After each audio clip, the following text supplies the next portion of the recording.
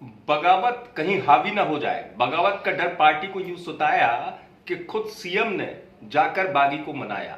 जी हां, पार्टी से बगावत कर चुके सतना की बात कर रहा हूं, सतना जिले की रैगांव विधानसभा से पुष्पराज बागरी, जिनके बारे में मैंने आपको पहले ही बताया था अपनी इसी रिपोर्ट के जरिए कि पुष्पराज बागी हो सकते हैं। पुष्पराज ने बागी के तौर पर नामांकन भी दाखिल कर दिया, अपना नामांकन का पर्चा लिया, तस्वीर में आपको नजर आ रहे होंगे, नामांकन दाखिल कर दिया और उसके बाद सियासत किस तरह करवट लेती है आप भी जरा अंदाजा लगाइएगा कि सबको इस बात की जो गूंज है, चर्चा होने लगी कि पुष्पराज बागरी जो है पार्टी का खेल बिगाड़ सकते हैं। सीएम का चूंकि सतना में कार्यक्रम था, लेकिन पहले आप ये देखिए कि नामांकन पत्र दाखिल करने के बाद जब पुष्पराज बागरी से पूछा गया था कि सीएम भी आने वाले हैं, आपने नामांकन पत्र भी दाखिल कर दिए, तो क्या उन्होंने कहा? उस समय तो उन्होंने कहा कि मैं मिलने नहीं जाऊंगा सीएम से। सुनिए।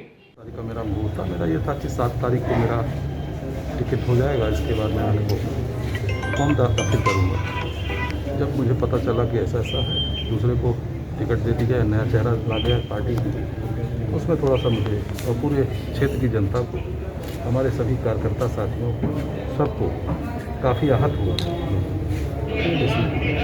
इसलिए मेरे ऊपर कार्यकर्ताओं का दबाव, मेरे साथियों का दबाव और क्षेत्र की जनता का जो है दबाव लगा। रैगांव क्षेत्र में अभी मुख्यमंत्री कार्यकर्ताओं की बैठक लेंगे, वहाँ पर तो आप उस बैठक में शामिल होने जाएंगे क्या? नहीं, अभी मैं जब तक मुझे कार्यकर्ताओं से, मुझे मेरे साथियों से, जब तक मुझे किसी से कोई बातचीत भाजपा नेताओं से, मुख्यमंत्री से किसी तरीके का कोई जवाब दिया है? सुना आपने, पुष्पराज बागरी ने कहा कि मिलने नहीं जाएंगे, नामांकन पत्र दाखिल कर ही दिया था।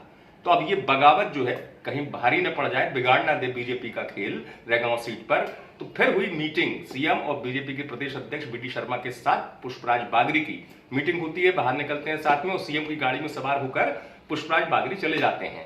मंच पर जब सीएम पहुंचते हैं तब तक ये बगावत वाला जो अध्याय ये यहाँ पर समाप्त होता हुआ नजर आता है। पुष्पराज बागरी जो कह रहे थे कि नहीं जाएंगे मिलने के लिए, सीएम खुद मंच पर खड़े होकर कहते हैं कि पुष्पराज जो है बागरी, उन्होंने वचन दिया है, आदर्श कार्यकर्ता का अपना फर्ज निभाया है और पुष्पराज बीजेपी के लिए ही काम करेंगे, आने वाले वक्त में पार्टी उनके सम्मान का ध्यान रखेगी। सुनिए मुख्यमंत्री की बात। और अभी चर्चा हुई तो हमें और अध्यक्ष जी को अकेले में भी पुष्पराज ने कहा कि कुशाभाऊ ठाकरे जी के साथ मिलके जिस पार्टी को मेरे पिताजी ने खड़ा किया है उसको नुकसान पहुंचाने की मैं कल्पना भी नहीं कर सकता। सचमुच में पुष्पराज जी, आज आप बहुत बड़े हो गए। देखिए, कार्यकर्ता की पहचान का ऐसे समय होता है, सामान्य परिस्थिति में तो हर एक काम कर लेता है, लेकिन जब उम्मीद हो, विश्वास हो कि ये दायित्व मुझे मिलेगा और ना मिले तो भी माथे पे सिकलना है और ये कहें कि पार्टी को जिताने में मैं जीव जान लगा दूंगा। एक बार ताली बजा के स्वागत कीजिए।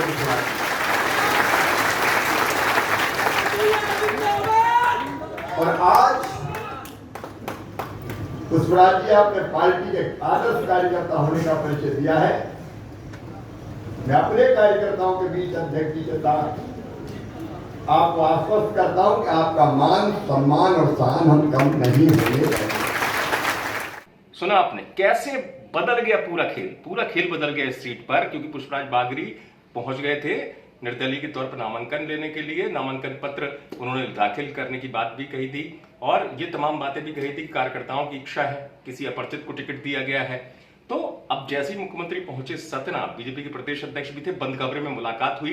बंद कमरे में मुलाकात के बाद बात ऐसी हुई कि मंच पर पहुंचने के बाद सीएम ने भी ये कह दिया कि पुष्पराज जो है बीजेपी का भला चाहते हैं, नुकसान नहीं पहुंचाएंगे। तो कुल मिलाकर रैगांव सीट पर इस तरीके से सीएम के पहुंचने के बाद बिगड़ा खेल संभला बीजेपी के लिए और जो बगावत की बात कर रहे थे, जो बगावत को लेकर आवाज बुलंद कर रहे थे, वो सीएम के साथ नजर आए। हालांकि इन सबके बीच में आपको ये भी बता दूं कि पुष्पराज जरूर सीएम के साथ नजर आए, लेकिन उनके छोटे भाई देवराज की पत्नी का नामांकन दाखिल हुआ है, उन्होंने पर्चा वापस नहीं लिया है। ये भी देखने वाली बात होगी। सतना से आप तक खबर पहुंचाई हमारे योगी तारण है। आप देखते रहिए।